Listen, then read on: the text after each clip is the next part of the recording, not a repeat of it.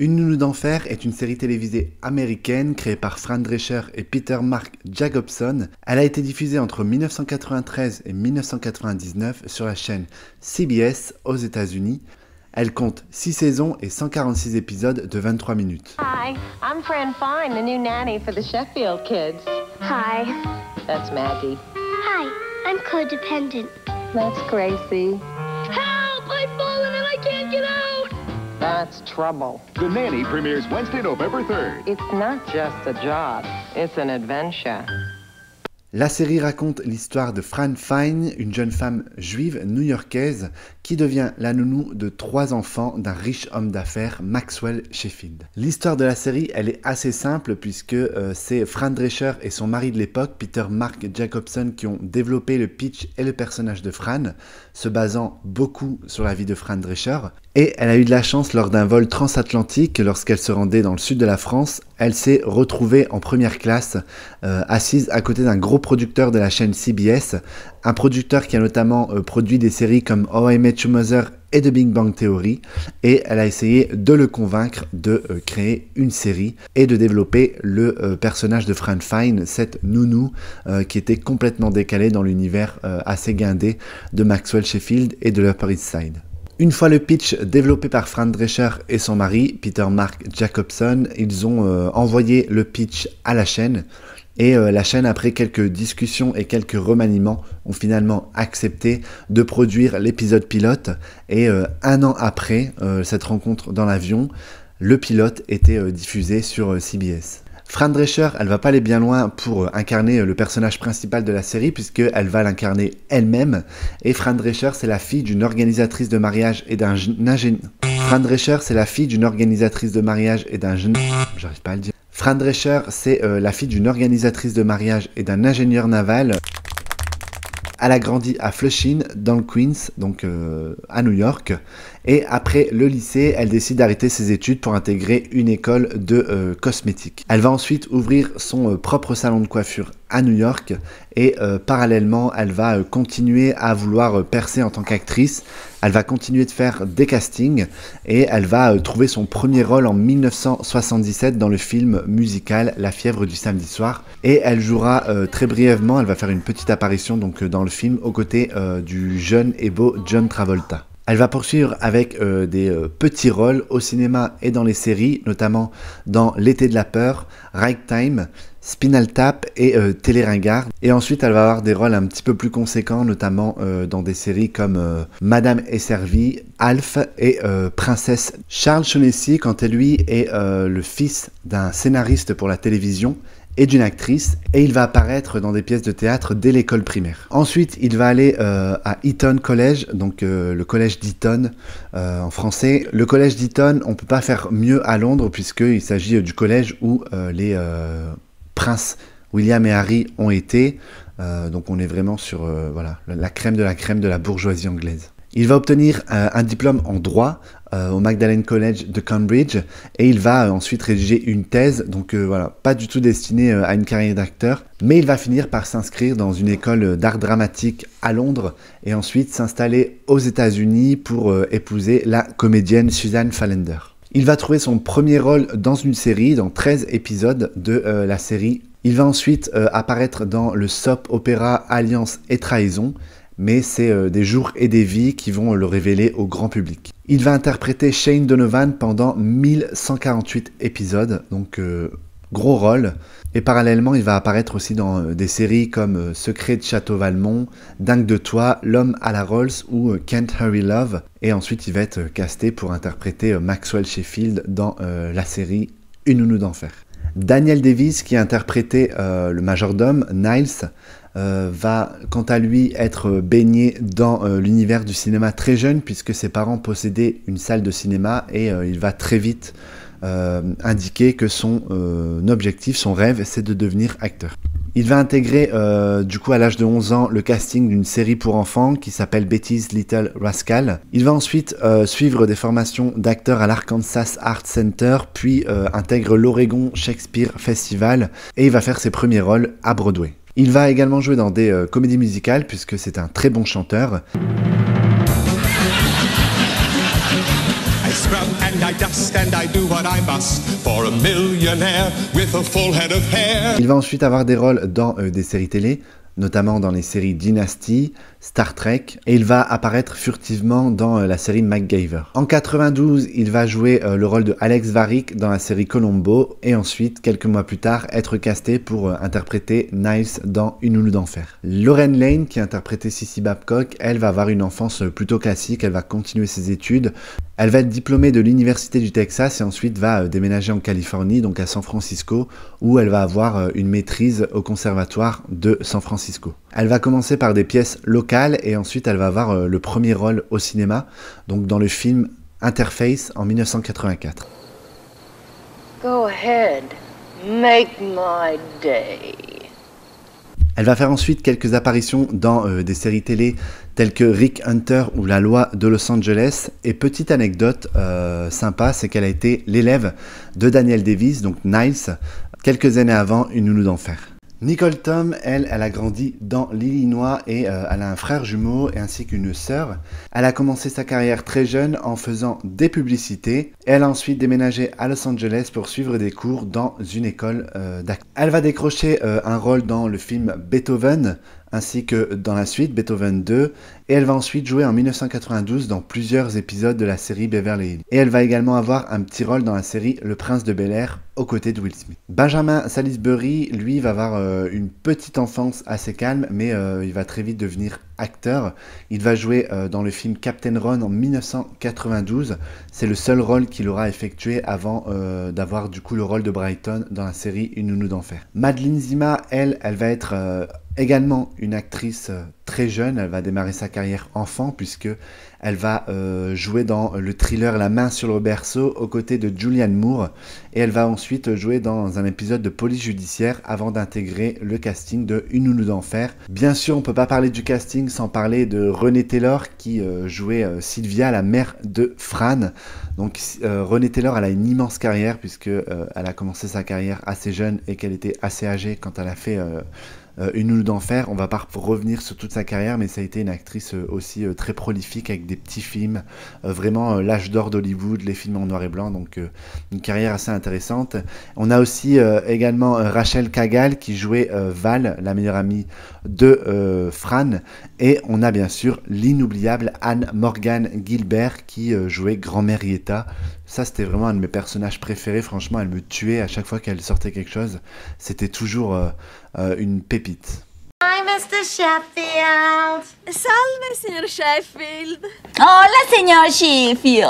Bonjour, Monsieur Sheffield. Hello, Mr. Sheffield. La série Nounou d'enfer a été un énorme succès commercial et critique assez rapidement. C'est devenu une série culte très vite, notamment grâce à la performance de Fran Drescher et de tout le casting. Il y avait ce petit humour qui était présent dans chaque épisode.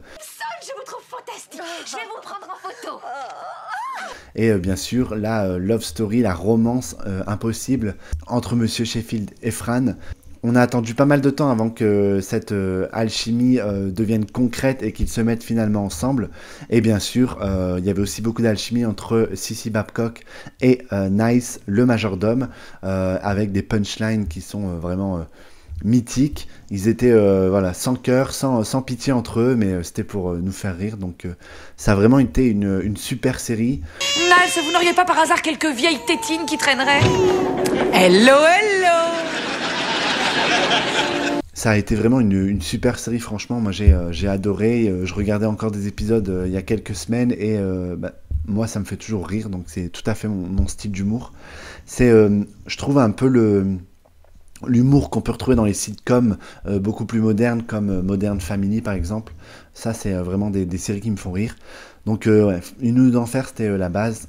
La série a été diffusée dans plus de 100 pays. Et elle a reçu de nombreux prix, notamment des Golden Globes. Et en France, la série elle est arrivée sur M6 le 16 janvier 1995. Et ensuite, elle a été rediffusée un nombre incalculable de fois, notamment sur Série Club, sur Teva, sur Sister, W9, TMC, TF1 Série Film et TFX. Je vous le disais, c'est Fran Drescher qui portait cette série à bout de bras, puisqu'elle était la productrice, la scénariste et aussi l'actrice principale. Et Brenda Cooper, qui était la costumière de la série, donc qui faisait les vêtements de Fran, a remporté un Emmy Awards pour les meilleurs costumes en 1995. Et c'est assez mythique aussi, cette garde-robe. Il y a même des comptes Instagram, donc c'est What Fran Wore, donc ce que Fran a porté. Et c'est mythique, les tenues de Fran sont mythiques. J'ai même vu des gens se déguiser en Fran Drescher à Halloween. Qui dit série à succès dit des guests assez renommés. Et la série Nounou d'Enfer n'y a pas coupé, puisqu'on a vu pas mal de guests se succéder au fil des épisodes et des saisons. Je pense notamment à David Letterman, Rosie O'Donnell, Jay Leno. Et il y a aussi beaucoup de guests, d'acteurs, de chanteurs, peu importe, qui sont apparus dans la série en interprétant leur propre rôle, notamment Lynn Redgrave, Bette Midler, Elizabeth Taylor, Whoopi Goldberg ou encore Hugh Grant. Did you know that my mom wrote the first song that I have ever recorded? Oh! You know, it goes like this. Ce n'était qu'un rêve, ce n'était qu'un rêve. Impossible à oublier. It's such a great song. Oh, is that beautiful? You know, my mother wrote the first song that I ever sang too. Hoots a la lila, hoots a ta, the Et bien sûr, l'apparition de Ray Charles qui interprétait le petit ami de Grand-mère Yetta sur les 2 dernières saisons. La voix de Fran, elle est vraiment inimitable en version originale. La voix de Fran Drescher est déjà assez perchée, mais elle a été retravaillée pour son rôle de Fran Fine. Et en France, c'est l'actrice française Marie Vincent qui prêtait sa voix, en tout cas qui doublait Fran dans la version française. On a passé 6 ans à le faire, donc au bout de 6 ans, on connaît quand même ces personnages. On était une équipe formidable. On a ri, comment ne pas rire quand on voit cette grande duduche et toute sa famille. Je suis passée en criant après Brighton au sujet de ses lunettes. Ensuite, vous avez crié Miss Fall. Ah non, ça c'était tout à l'heure. Oui, bon, Sissi a dit une imbécilité quelconque et ensuite vous voulez... Marie Vincent, vous la connaissez puisqu'elle a fait déjà pas mal de doublages, je vais vous les mettre. Mais elle a aussi également joué dans la petite émission En Famille sur M6. Maxwell Sheffield, quant à lui, était doublé par l'acteur français Jean Roche. Et Jean Roche, vous le connaissez puisque c'est la voix off de New York District, donc la voix qui commence l'épisode. Dans le système judiciaire, les crimes sexuels sont considérés comme particulièrement monstrueux. La voix française de Brighton, c'est celle de Christophe Lemoine. Christophe Lemoine, il a doublé Sean Austin dans Le Seigneur des Anneaux. D'accord, c'est promis, je prendrai soin d'elle. Merci. Je suis prête, moi. Parce qu'ils avaient foi en quelque chose. La voix de Maggie, c'était la voix de Claire Guyot, qu'on connaît bien, puisque c'était la voix de Suzanne Meyer dans Desperate Housewives, la voix de Buffy Summers dans Buffy contre les vampires, et la voix de Ariel, la petite sirène, entre autres. Il y a eu énormément d'autres personnages à qui elle a prêté sa voix. Sylvia, Yetta, vous devez vraiment rester là? Non. Une seule fille dans le monde entier. Et seule cette fille aura la force de... La force de quoi déjà? Et la voix de Grace, donc la dernière de la famille, était interprétée par Magali Barnet. Et Magali Barnet, vous la connaissez puisque c'est la voix française de Alyssa Milano. Vous savez Sylvia, demain on va recevoir la directrice de l'école chez nous pour une séance de musique schmancy. Et un peu guindée, j'en ai peur. Fran essaie de la schmouser parce que c'est une grosse marade. Oh. Parce que je m'inquiète pour toi, voilà pourquoi. Tu vas pas recommencer. Non, Piper, c'est pas normal. Tu refuses les invitations d'un mec qui te plaît. Fran Drescher avait l'habitude de faire venir des gens de sa famille dans la série, puisque son père et sa mère jouaient son oncle et sa tante. Il y a également l'ex-mari donc de Fran Drescher et le co-créateur de la série, Peter Mark Jacobson, qui va apparaître dans plusieurs épisodes incarnant des petits rôles qui vont même pas être crédités au générique. Et il faut savoir que le chien de Sissy Babcock, donc Chestnut en anglais et Châtaigne en français, n'était autre que le chien de Fran Drescher dans la vraie vie. Un épisode a été entièrement réalisé en animation selon le générique de la série, donc le petit générique en dessin animé qui démarrait tous les épisodes. Il y a un épisode du coup de la saison 3, il me semble, qui a été entièrement réalisé sur ce format, donc en dessin animé. Et tu découvriras peut-être le sens du mot générosité. Du moins, je l'espère. Fran Drescher, dans la série, interprétait parfois d'autres personnages, notamment sa mère Sylvia, jeune dans les flashbacks, mais aussi Bobby Fleckman. Bobby Fleckman est aussi un personnage que Fran Drescher avait incarné dans le film de Rob Reiner en 1984, Spinal Tap. Je vous en prie, entrez.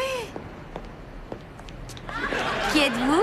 Bobby Fleckman, vice-présidente de Record Promotion. Dites bonjour à mon assistante Chloé. Bonjour, madame. Chut, je parle au téléphone. Il faut savoir que la série elle a été adaptée dans le monde, donc dans d'autres pays, avec d'autres acteurs, un peu comme le format Desperate Housewives avait été adapté notamment au Chili et dans d'autres pays d'Amérique latine. Vous avez La Niñera en Argentine, vous avez, alors excusez-moi pour tous les Russes qui me regardent, Moya Prekrasnaya Niania en Russie, je ne sais pas ce que ça veut dire. La Nani au Chili ou encore Niania en Pologne. Donc on reprend la même histoire, le même script, mais on s'adapte un peu aux différences culturelles de ces différents pays. Trabajaba en una tienda en la Florida, su novio era su jefe pero la pateó. Su trabajo allá en la Romera en una boutique, sin pensar que el propio novio la iba a despedir.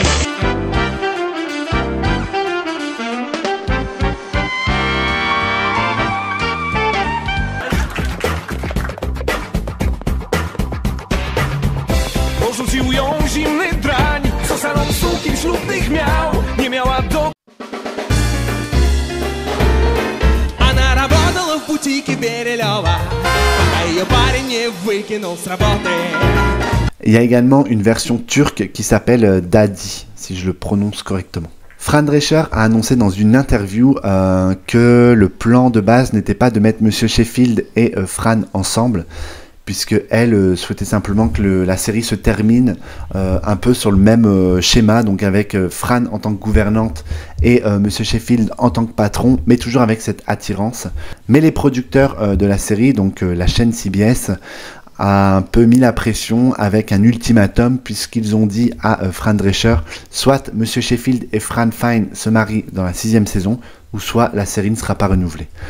Donc elle n'a pas eu le choix, elle a dû faire se marier Monsieur Sheffield et Fran. En 2004, Fran Drescher a invité tout le casting de Une nounou d'enfer à se réunir chez elle, donc à Malibu, donc dans sa belle maison sur la plage, pour se remémorer des anecdotes de casting. C'était un peu une réunion style Friends Reunion. Donc voilà, pas un épisode spécial, c'était juste un dîner entre acteurs. Tout le monde était là, sauf Daniel Davis qui lui se produisait sur une pièce de théâtre à New York.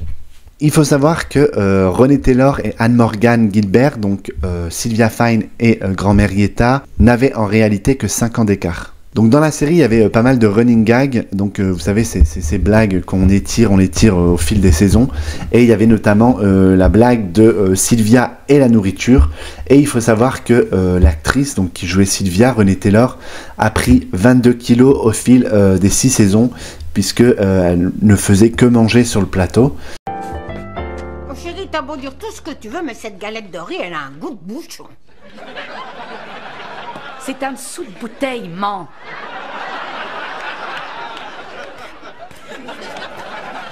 Et sur les dernières saisons, elle a été du coup voir les producteurs en voulant modifier son contrat et faisant apparaître une clause qui indiquait que tout ce qu'elle devait manger à l'écran devait être des choses non grasses et un petit peu plus healthy pour qu'elle arrête de prendre du poids. Lorsque la série a été diffusée au Royaume-Uni, des téléspectateurs ont envoyé des lettres à Charles Shaughnessy, donc l'interprète de Maxwell Sheffield, pour lui reprocher sa mauvaise imitation de l'accent anglais. Et ils lui ont même conseillé de prendre exemple sur Daniel Davis, donc Niles, sauf que Daniel Davis, lui, est américain et que Charles Shaughnessy est en fait vraiment anglais. Donc voilà, petite anecdote.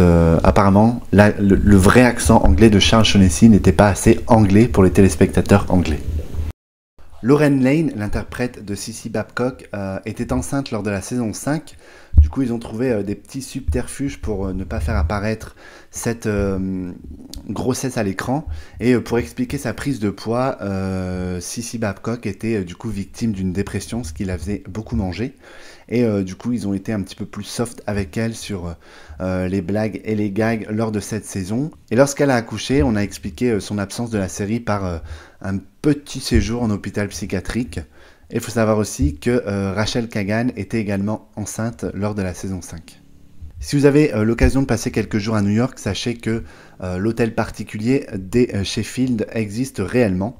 Donc je vous mets l'adresse là si vous voulez passer devant. Bien sûr, c'est une propriété privée et on ne peut pas la visiter. Mais vous pourrez au moins voir cette façade qu'on voit régulièrement dans la série. Je ne pense pas que vous l'aviez remarqué, mais le décor, en tout cas les décors de la maison de Maxwell Sheffield ont servi dans une autre série, alors qui n'est pas très connue ici. C'est une série qui s'appelle The Power That Be et qui était diffusée à la même époque. C'était une série avec des acteurs assez connus. Il y avait notamment un jeune Joseph Gordon-Levitt, donc que vous connaissez bien. Et cette série avait été créée par Martha Kaufman et Brian Krause, les créateurs de la série Friends. Et si vous regardez du coup les vidéos, je vous les mets, vous voyez que c'est les mêmes pièces, les mêmes dispositions. Simplement la décoration a été changée, mais il s'agit du même studio. On reconnaît bien l'escalier par lequel Fran a fait un nombre innombrable d'entrées dans des tenues plus ou moins... Voilà ce que je pouvais vous dire sur la série Nounou d'Enfer. Moi, ça a été vraiment une série que j'ai adorée. Dites-moi en commentaire si vous l'aviez regardée, si vous la regardez aussi quand elle passe en rediffusion. Moi, ça m'avait bien fait rire. C'était tout à fait mon genre d'humour et je pense qu'on n'en fait plus des comme ça. N'hésitez pas à me dire en commentaire si vous avez d'autres séries pour lesquelles vous souhaitez que je refasse l'histoire ou des films cultes et on fera ça dans les prochaines vidéos. En tout cas, merci de me suivre. On a bientôt atteint les 1000 abonnés et du coup, ça c'est vraiment top pour la suite de cette chaîne. Et moi, je vous dis à bientôt pour un nouveau décryptage d'une série ou d'un film culte.